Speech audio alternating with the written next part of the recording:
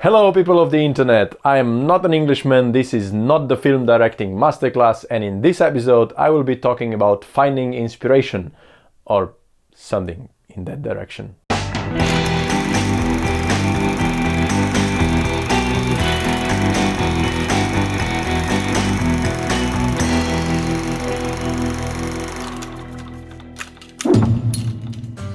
Before we get into this topic, let's clear one thing up regarding inspiration. If you're considering becoming a professional in anything that's connected with art and you're just counting on inspiration to save the day or your career, then you might want to rethink your choices. You see, the problem with inspiration is it either comes or it doesn't.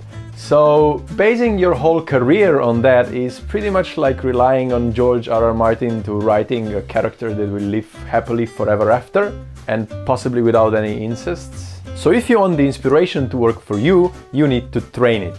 You need to set a certain time every single day when you sit down and start working on your scripts or whatever it is that you're doing, so that your head will learn that every day at that particular time it needs to get into the creative mode. So I guess rather than inspiration, I will be talking about inspiring ideas. So I don't know, anything that your characters might say and do, or something you write about, or anything that just sparks something up in your brain so that you start working on something new.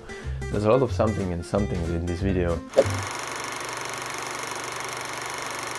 One thing that helps me immensely is running. I try to run every morning unless it's raining or I wake up a bit too late, or if I'm really hungover. Something happens when I'm running that just keeps the ideas popping. I guess it's because my head is let free to think and the surroundings are constantly changing, which also keeps me off from clinging to one idea and move on to another and another and another.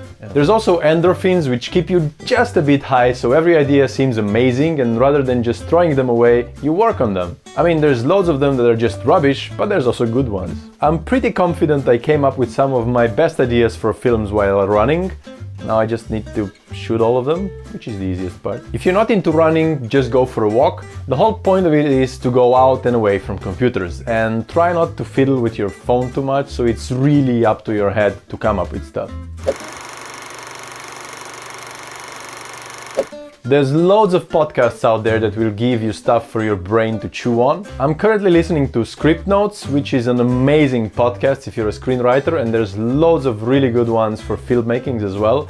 Give it a bit of googling. I wouldn't limit myself to only filmmaking ones though. I mean, films aren't about filmmaking, right? And while it's necessary to read and learn about the craft, it's also necessary to read and learn about everything else. So listen to things that interest you outside of film, or just pick a random one and go for it. It could be someone talking about history that will fire something up in you. Whatever it is, I would suggest it's something you like, as otherwise you won't be able to relax and just let your ideas flow.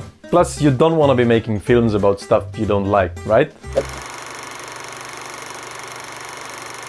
I wasn't really sure whether to include this one at all, as it's pretty much taken for granted, but I found that when I work a lot, I tend to not listen to music at all. To my excuse, I'm an editor, so any music other than the one you're editing to is more or less disturbing. I also find it disturbing to listen to music while I'm writing, and some people find it very helpful. Anyhow, listen to different types of music when you can and when it suits you. Sometimes it's a line in the lyrics that sparks up an idea or fills a gap in your script, and sometimes it's just the melody that gives you the kind of feeling you want in your film. I would also encourage you to attend concerts, as there might be something in the scenery, the way the band interacts with the audience, or maybe something happens to you that fits into whatever it is you are making.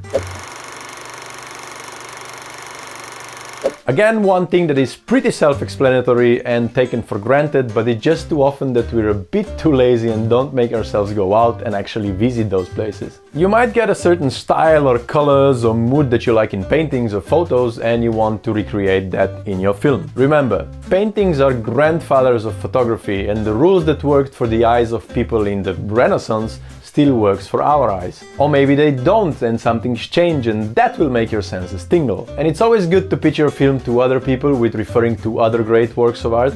Just don't get cocky about it. I mean, just because you want to recreate the mood from The Last Supper, it doesn't necessarily mean you're the next Da Vinci.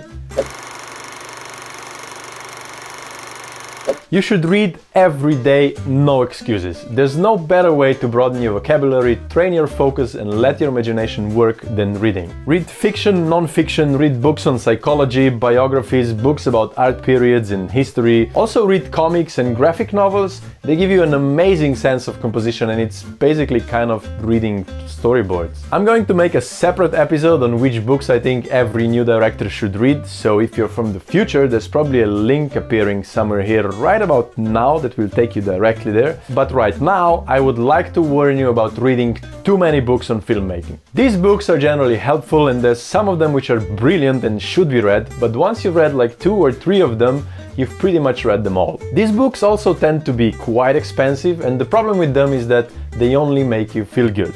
A lot of times while reading one of these, you'll go, wow, that's exactly the way I'm thinking, or that's exactly the way I would have done it. And that's good, that's okay, it's reassuring you about your skills. But unless you're actually making films, this is just really expensive paper. Plus, once you come on set and are under pressure, you don't really remember much of the stuff you've read. So I guess in short, try to stick to books that aren't about filmmaking. Well, yeah. As many as you can, and don't just stick to good films. Try and see the not so good ones as well. Learn on other people's mistakes. Also try and go to the cinema as often as you can because of the whole experience. Plus, you know, we want to support filmmakers. And just before I finish, I would like to stress that whichever of these tips, or you know, however you want to call them, you find helpful, you need to keep doing them regularly. You need to keep your head active. I really hope there's some things in here you will find helpful, and if there's anything else that I haven't mentioned and you're using, which I probably haven't mentioned, please write it in the comments so you know we can all try and use it and maybe it'll help us. Thank you for watching. Click the like button if you liked it. Don't smash it too hard because it's the only one I have. Why am I making jokes of the like button? Anyway, like it or don't like it. Subscribe if you're interested in these kind of topics, as there's a new video on Not an Englishman every single Monday, and sometimes even some in between. Anyway, thank you for watching. Bye.